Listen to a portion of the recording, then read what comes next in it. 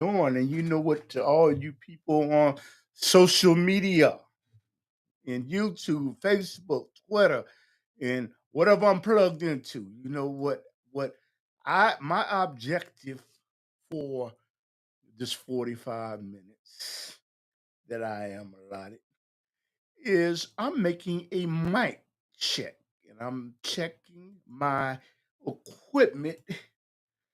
And you know what? For YouTubers out there, what I'm requesting, I'm asking humbly if you would give me some type of feedback, okay?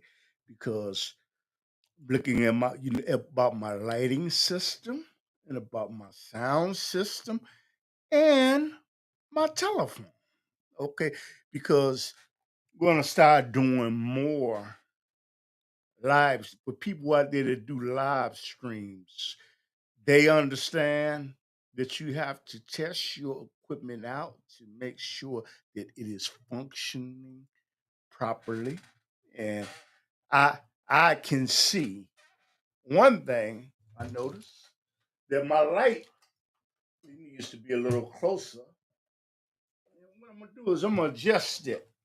But what I'm I'm looking for feedback. I'm looking for people that are in the YouTube community, okay, Facebook, Twitter, and all these social media platforms to give me some assistance by giving me a telephone call because what I'm trying to do is I'm trying to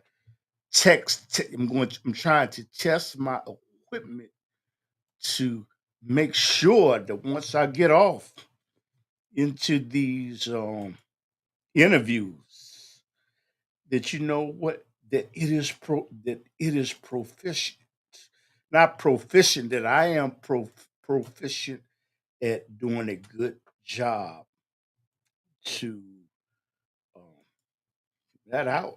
Okay, and I'm testing it right now, and I can see that you know what there are adjustments that do need to be made with my light. I'm gonna say my lighting system.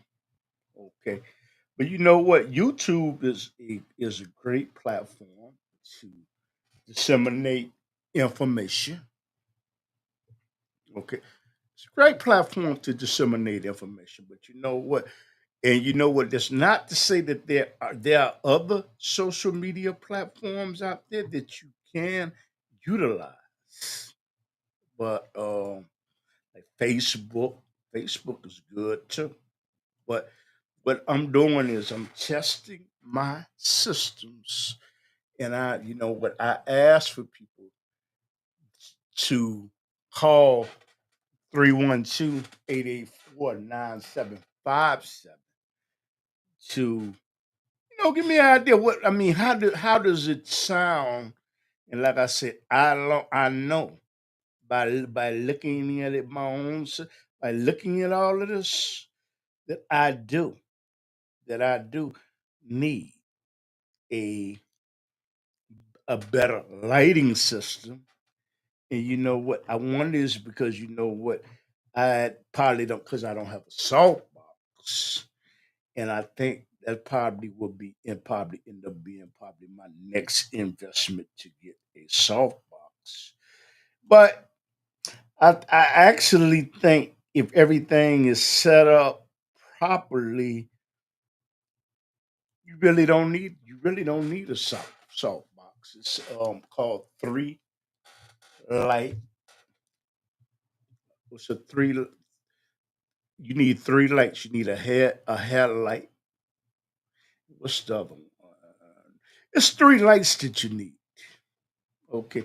And the thing is, I think what I'm going to do is I'm going to probably invest in an overhead light, but I don't know if that will compensate, but you know what? But if you have a YouTube platform or a social media platform, I would love for you to come on to tell us about your YouTube platform. And how do we find you? And how did you get what made you think about getting into this platform? Are you into the YouTube and social media and Instagram? Are you in these platform forms to grow? Okay. Or or is it just a hobby? Okay. And if it's a hobby, if it's is it something that you want to excel at to be better and better and better than what you're doing? And your YouTube channel. You know what? You know what? I'm interested in knowing what made you come up with a YouTube platform. What influenced you? You know what was it about it that you liked and you say, you know what, I'm gonna do this. I'm gonna do this. So that's what I'm doing. Right now, I'm testing my phone lines. I'm looking at my lighting system because and by the way, you know what? I am will be looking for guests to talk about sanctuary cities.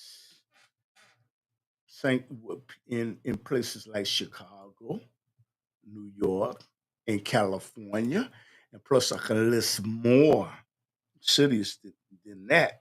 But the thing is, I'm testing out my platform right now as I'm talking to you.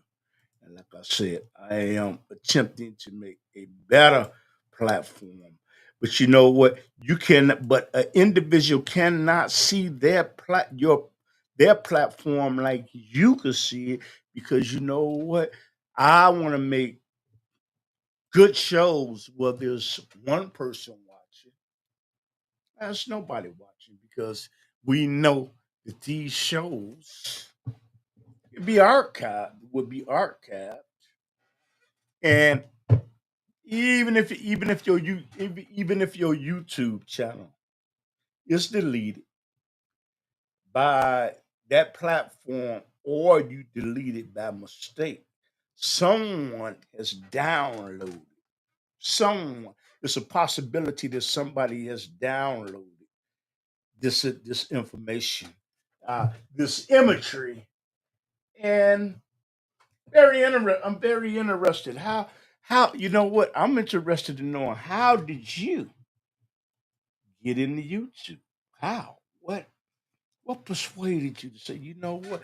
Say there are people out here with like a million, million, million people that look at their shows on a regular basis.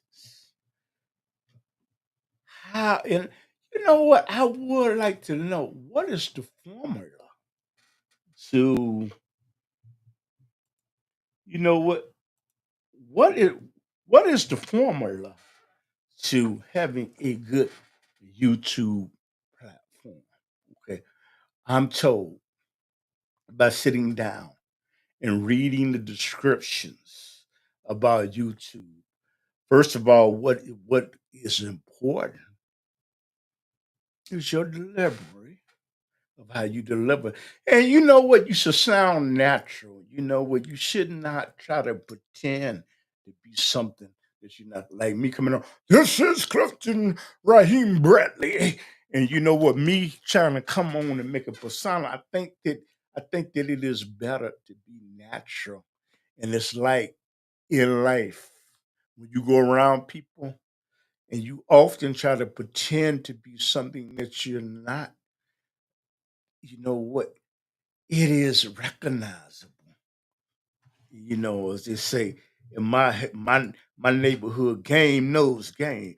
So I think that is one of the things. And I'm going to go over my list and I look at it, they said one thing that you must do when you make a YouTube video, even before you make the video, you should sit down and you should consciously think this process out and think, damn, where's my thumbnail? What is my thumbnail? You know what is a thumbnail? Okay. A thumbnail is the first picture, an illustration that you see. Okay. Like if you see illustration of somebody having a platform just talking about dogs, okay, and they do a video, okay, so they should have a picture of a beautiful dog, okay, possibly walking or something like that. If you about skyscrapers, I'm talking about this is the first image that the individual sees. So you make your first impression by having a good thumbnail. The thumbnail is the picture that you're going to put in for the introduction of your video. Okay. And I would say that's very important. I would say, you know what, but before I sit down and do research, this is something that I never really gave thought to. I didn't think about it. And by the way, you know what? I'm testing my telephone. And thing is, if you would call us 312 I really would appreciate it because I'm testing my phone line. I'm testing my equipment because I'm going to be doing more videos, but and live streams. And then the other thing is, I didn't even notice that I had my keys. But that has nothing to do with this. Okay. And then the other thing is you must have a good description. You must have a good description. A description is what the overall body of what you're going to be talking about. Okay. In the content that you are getting ready to produce. Okay. And Lord knows I have made a ton of mistakes. Ton of mistakes. And you know what? I just wrote just to write down just a few things. But I think that you know what? I think by observing that you should make it short and precise and get to the point. Okay. Because there are people, and now I'm guilty of this. And let me ask you something. In terms of your description, first of all, do you think that it matters how your thumbnail? Do you think it matters? Okay. Do you think it really makes a difference? Okay. By reading and doing research, it makes a difference. And do you think that the description, should it be short and concise, meaning get to the point, or should it be long and drawn out? Okay, but what do you think? Are your descriptions usually long? Are they usually short? You know, and I think by sitting down and doing research and learning, I'm gonna say by trial and error, that your description should be short and to the point. And I don't think that the average person is going to actually read them from. I don't think that the average person is just going to read the information. I don't believe that. I'm talking about the average person. They're not going to read all of that information. They're just not. And you know what? I would say I read it sometimes, but I would say the average. So I think that this is a formula to make a good presentation and to make good content by using these two formulas. And you know what? I'm astonished, and I do it anyway. Tags, and then putting tags in that is related to your content. after you put in the description. You should. You know what? A lot of people say that the tags are important. The tags are important. But you have places where you can get tags. The tags give like a word of, like, if I'm talking about a dog, I'm talking about a cat. Okay. I might put a letter box. Okay, that's a tag. Okay. I might put cat food. Okay. Then what these tags do is they help people to be able to find your content.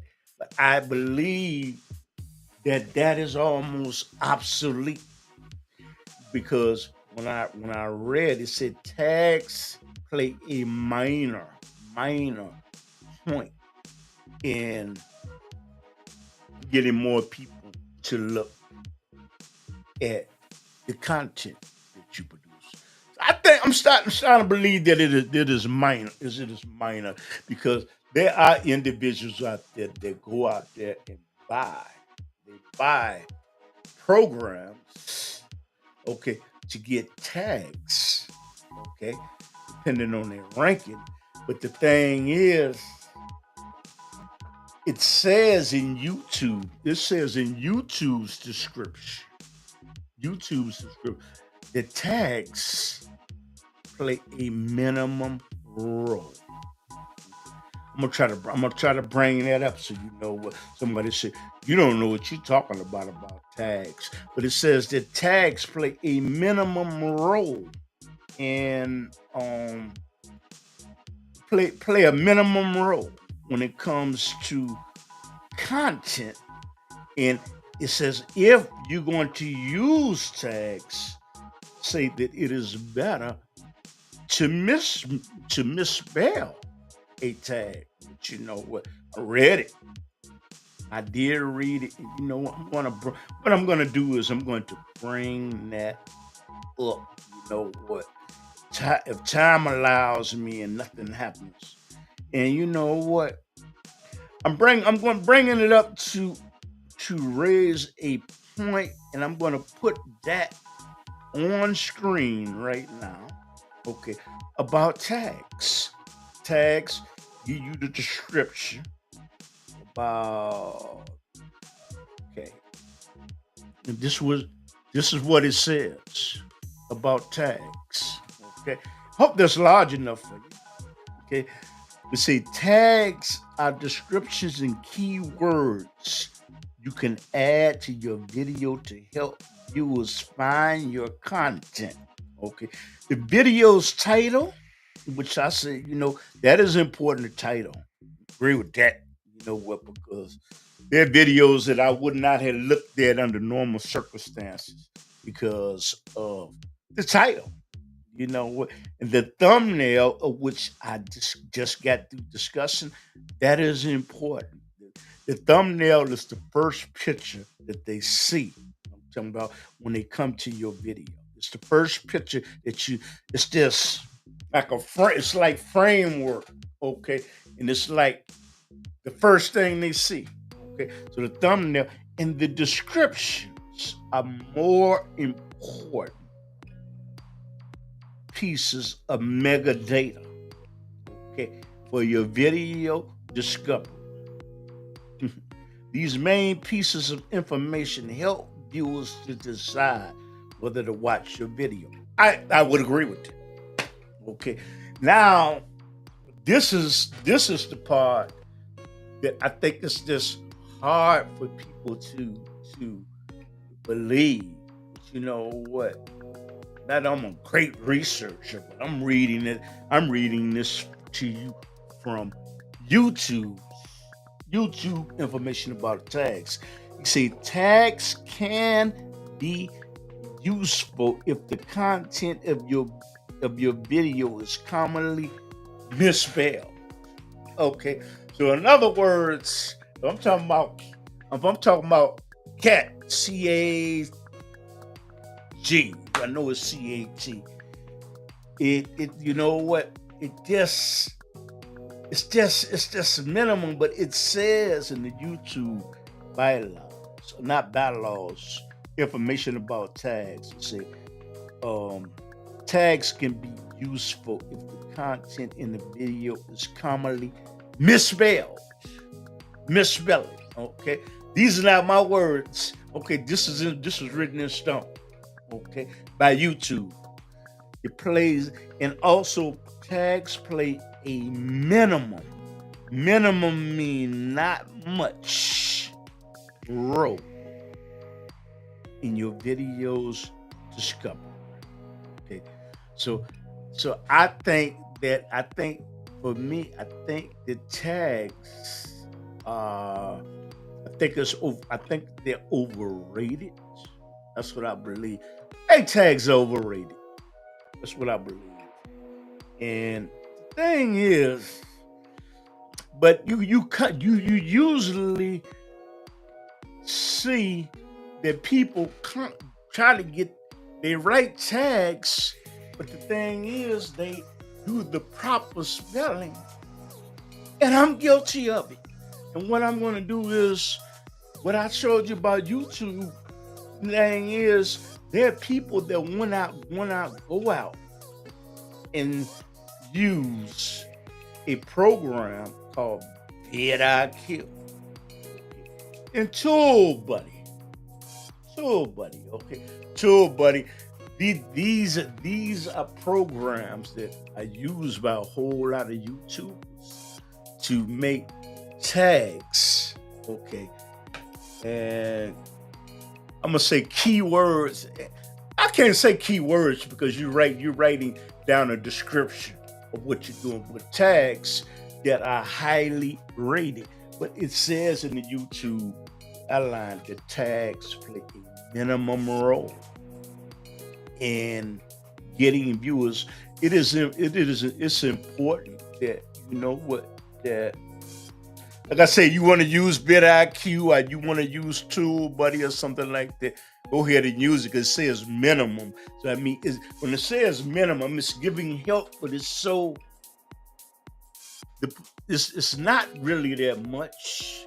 So that's what I would say about ToolBuddy, and I would say about vidIQ and other things like that.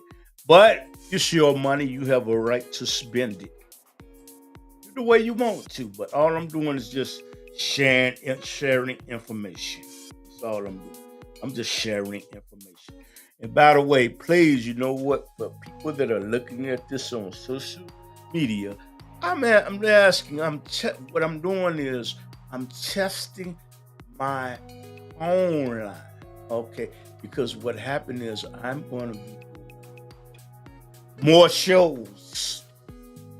And what is my show about?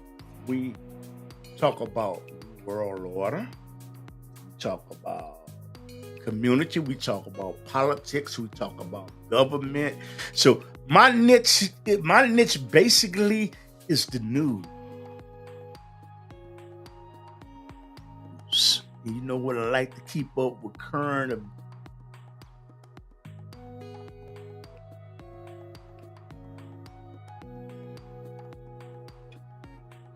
Yes, I love looking at the news. So, and the thing is, it gives me just a different view, a cosmopolitan view of the world.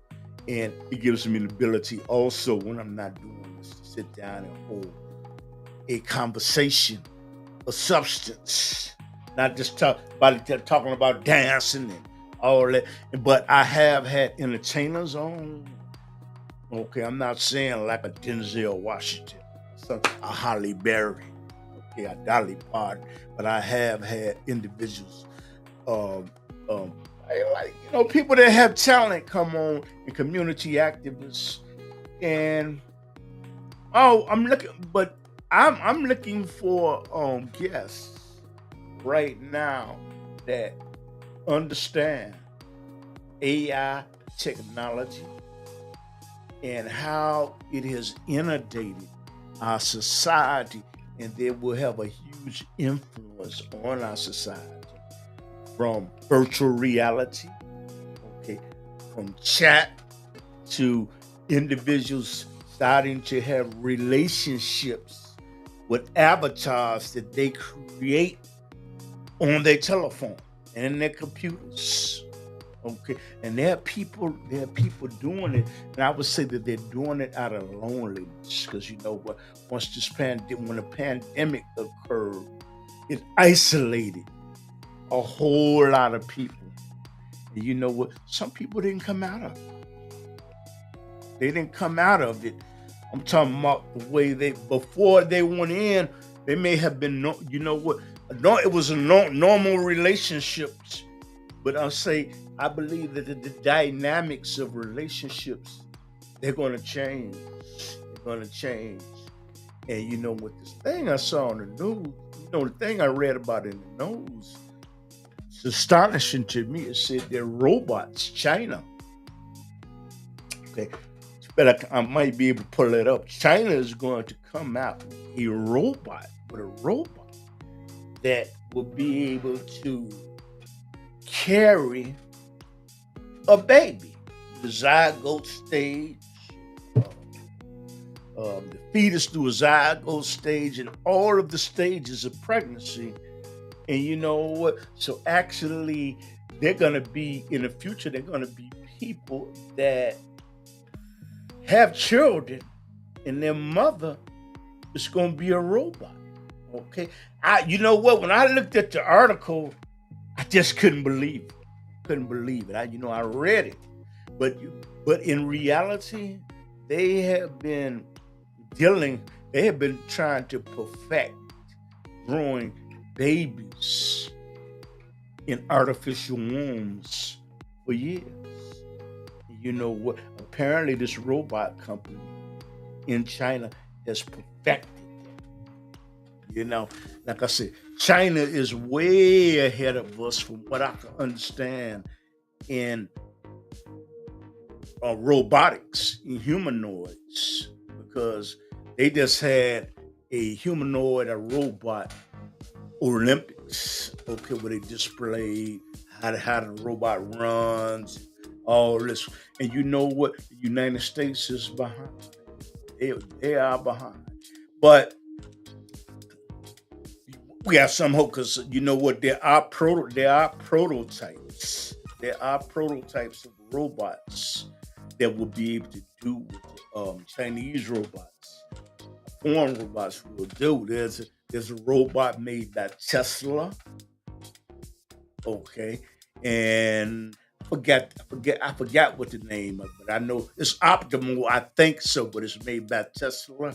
And there's a German, I think, company that is making robot called Neo.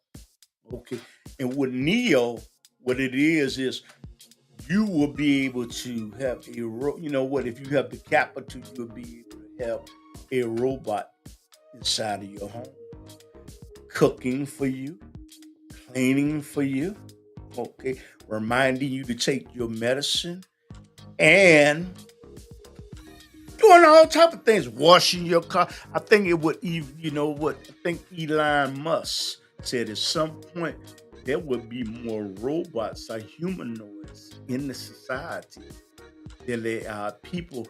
And you know what? That is something that I should have invested in. I should have, but it's still not too late. But I should have invested in something like Tesla.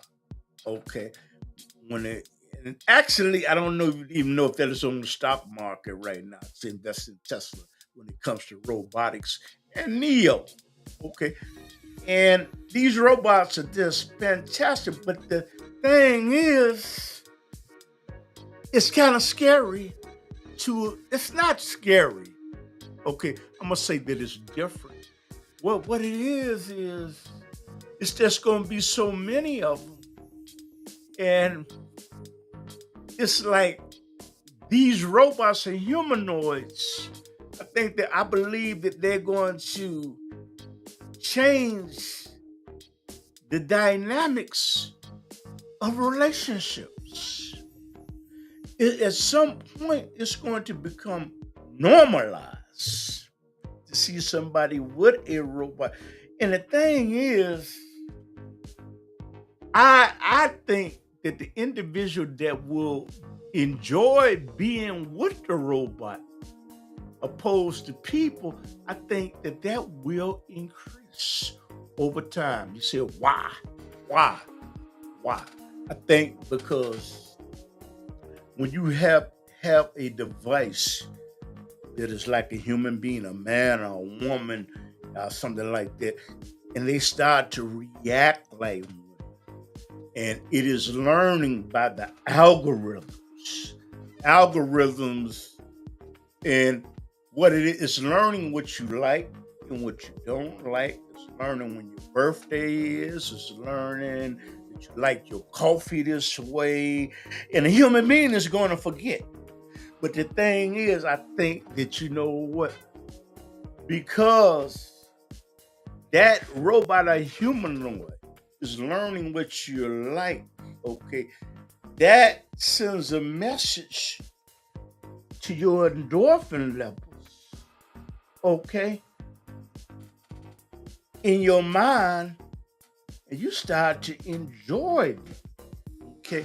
And the human being is just going to disappoint the human being is going to disappoint you. No human being is going to live up to all of your expectations, okay. So I think that there will at some point there will be more people engaged in relationships with robots. I believe there are people like Facebook, for example, Apple. They have goggles that you put over your eyes. You go to a virtual reality world. I think that there will be people that will be racing home from work to get to these glasses to put on to go to a virtual reality world to escape the hell of this world. And from what I'm understanding is I think at some point individuals will be able to go into these worlds, their rooms, they will be able to smell certain things that they run into. And you know what? And it's like reality. And you know what? It's almost like Terminator. And the thing is, I saw something where they designed a suit.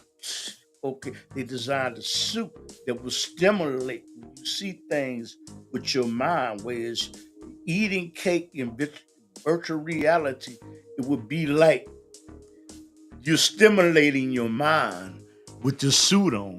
But I think at some point, like Star Trek, okay, the next generation, it will be a holodeck.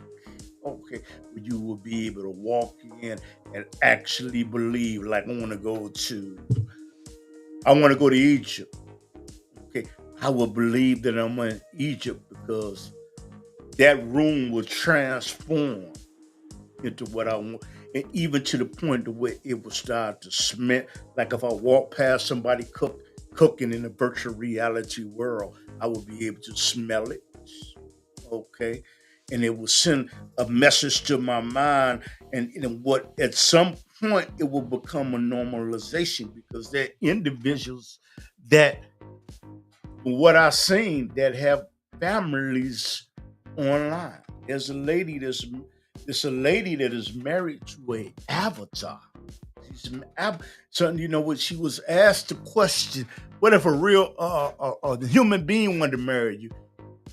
And I was flabbergasted by the answer. And she said she made the statement, I'm already married. I'm talking about to her avatar that was created with the specifications of what she liked and didn't like. She said that I am already married. So why would I get married again? I was like, wow. You know what? A lady created an avatar of her son because that was her only child.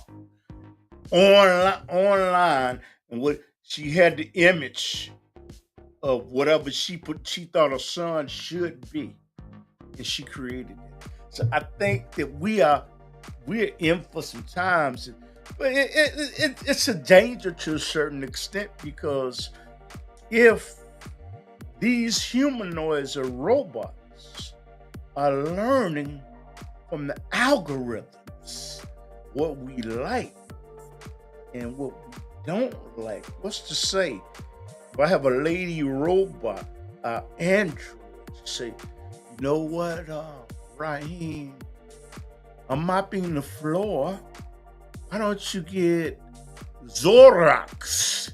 Because you know what? I think that works a little better than Clorox.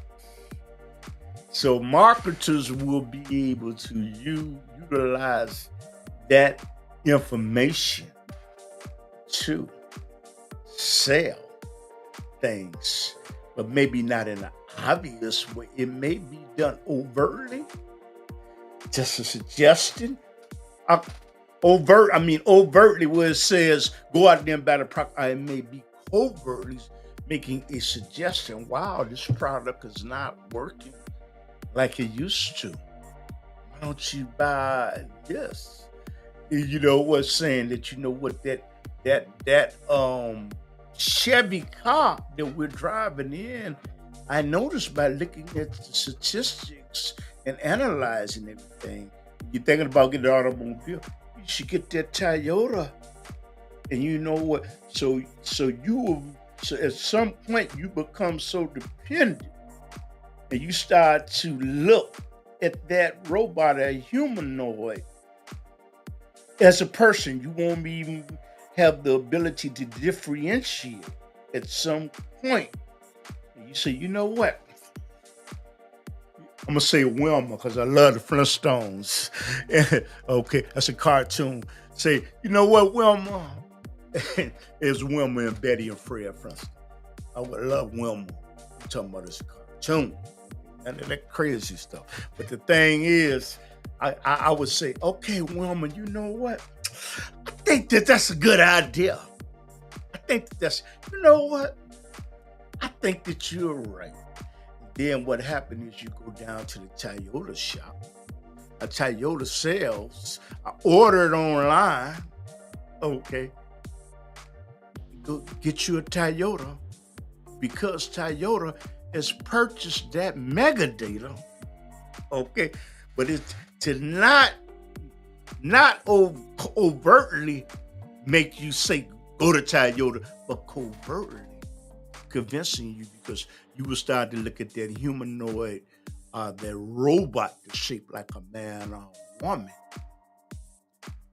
Really, it's being your friend, your girlfriend, or your husband or your wife or your boyfriend. You will, and you start to confide in it. But the thing is, I think a lot of people they will not be concerned information, the information that metadata that is being taken in by this robot or humanoid can be utilized by marketers to their advantage. They will not be able to.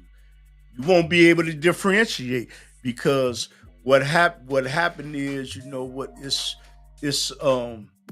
learning by your algorithms, and plus when it starts to become normalized and it's telling you what you like and what you don't like, it's stimulating something within your mind. Okay, the cerebral cortex, but I'm no scientist.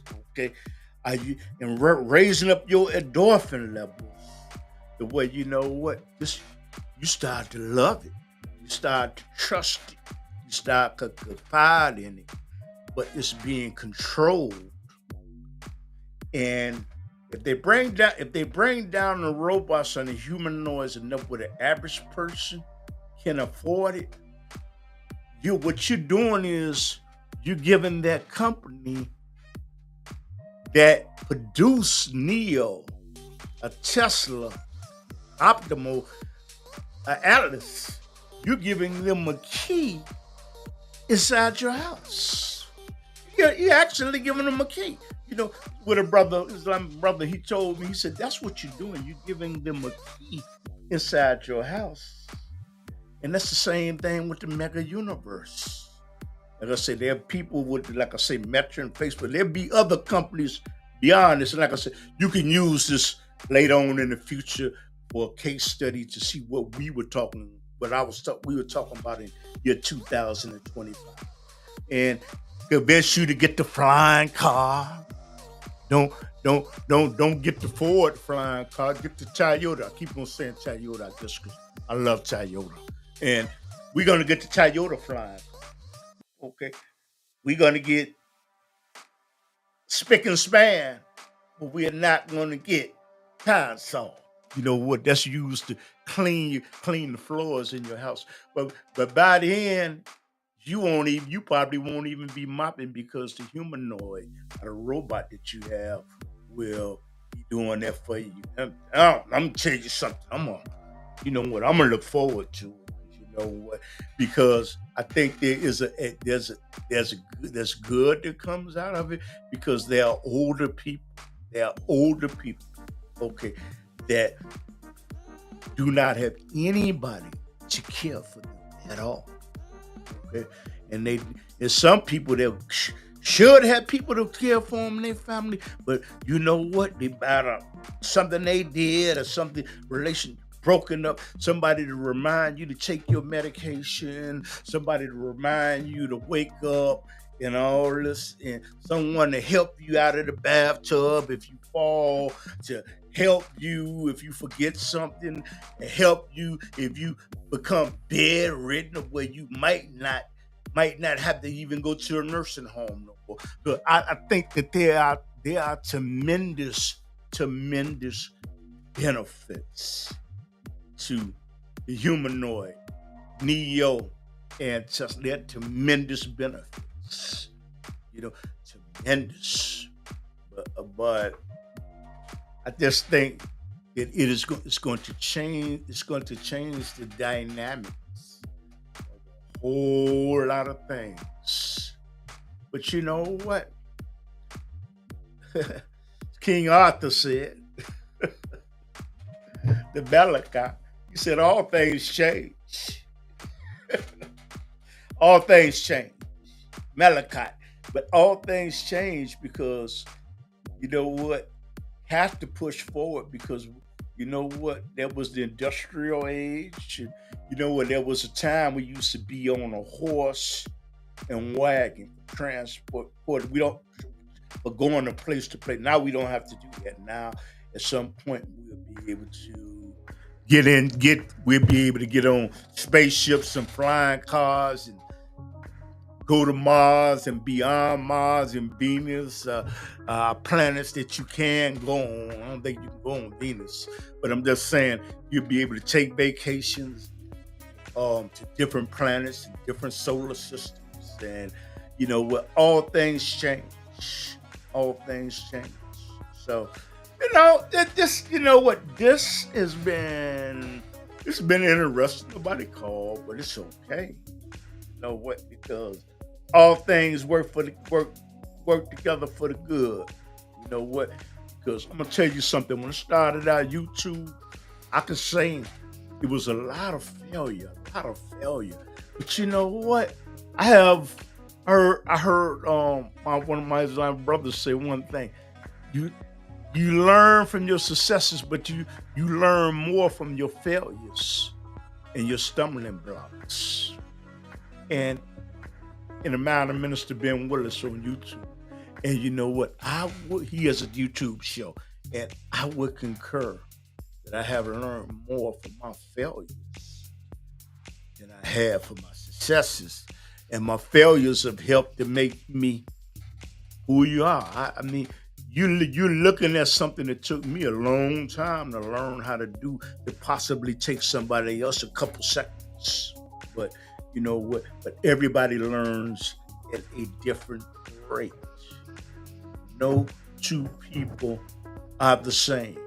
My failures have made me better, and the people that have put me down, and people that say that you ain't no good, and you know what, man, you weak. You know what? They they helped to build me to make me a better Clifton Raheem Bradley. So, and the thing is, if I had a low self-esteem, which I did at one point, it helped me to grow. You know what? So they gave me some tough love, but it wasn't no love. I think it was tough hate. But actually, when you treat somebody like that, you have to sit down and take a cross-examination of yourself. Told mother by my mother, you put somebody else down. Actually, you're the small one. So I know this now, but I didn't know it then. So you know what? I think I'm just going to end this, and you know what? Maybe people will look at it on YouTube. I know that it's titled "Call and Nobody Called 312-884-9757." But hope somebody sees this. Maybe they can edit it, reuse it. And you know what? It can help somebody else. don't listen to the naysayers. Okay? Don't listen to the people that try to put you down and try to destroy you and try to belittle them. And you know what? If you do take it and use that energy, but turn around and use it in a positive way. You're somebody, even if they don't think so. And if they don't want to come to your party, that's okay. Don't let them stop you from setting up your party and coming to your party. Even if you got to be there all alone, don't let anybody destroy your happiness. When you find people like that, get away from them. Try to be around people that are giving positive energy, but by no means does that mean that you cannot take constructive criticism, because you do need some constructive criticism. It helps you to grow. I've learned more from my detractors than individuals that were clapping me on. I've learned more, and it's helped me to build my character and my resilience, and to become strong. All those that did this for me, thank you. But you helped to make me a stronger individual. You perceive not, because you was trying to destroy, you was trying to make that individual feel smaller, but reality is you're the small one. You're the small one. I get it though. So this is Clifton Raheem Bradley out of the United States of America in Chicago, Illinois, year 2025.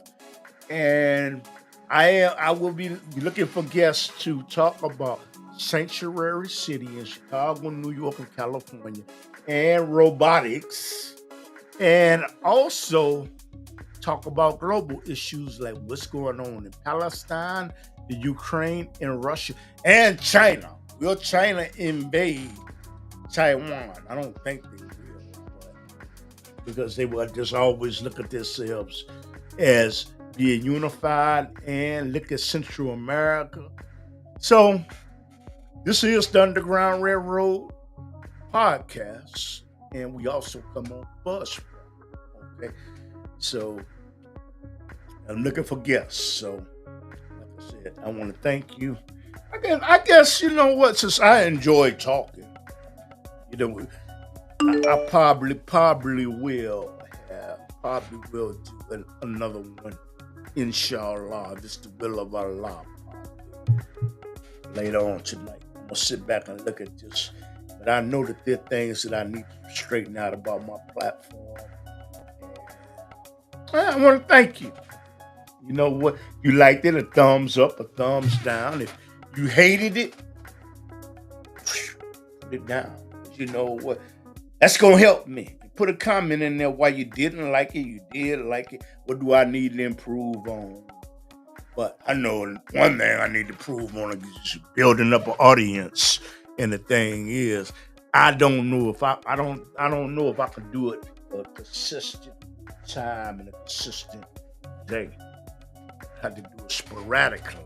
Sporadically means, you know what, it might be done on Monday, it might be done on Tuesday, but I think it's better to have a specific day. Okay, maybe I better do my homework on that and come up with a specific day. So, leave you in the words of Assalamu alaikum.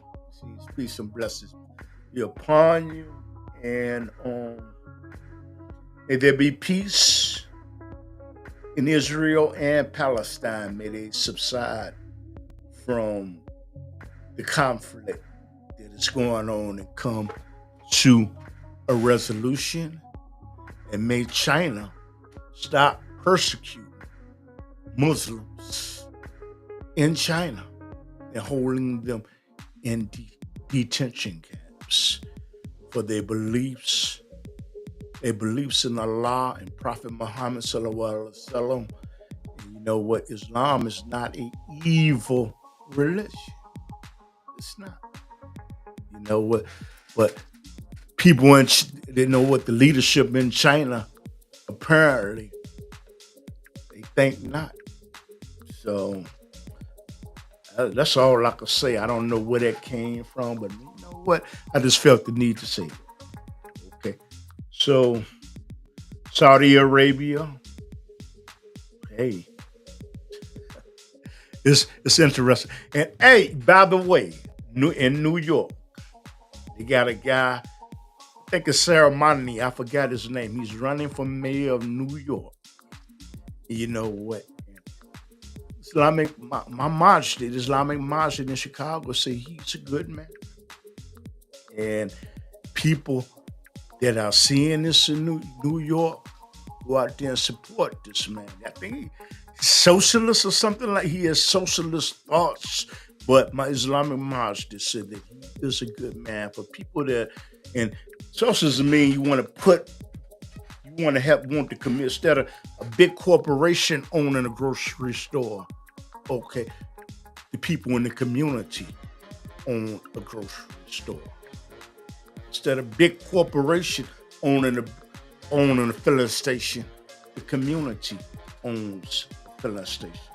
So this is what I was told with my Islamic Masjid that I go to, that he is a good man. So people that live in New York, go out there and support this man that's running for mayor. And I know I said his name wrong, but he's a socialist. But support him, because my Islamic Masjid say that he is a good man, from what I understand, in New York in the year 2025. So no matter how the Fox Television demonize him and other people, probably is, what my Islamic Masjid say, he is a man of the people, for the individual that's running for mayor in New York. But only Allah God know how this gonna turn out. Okay? Okay, Assalamu alaikum. Rahmatullahi barakatuh.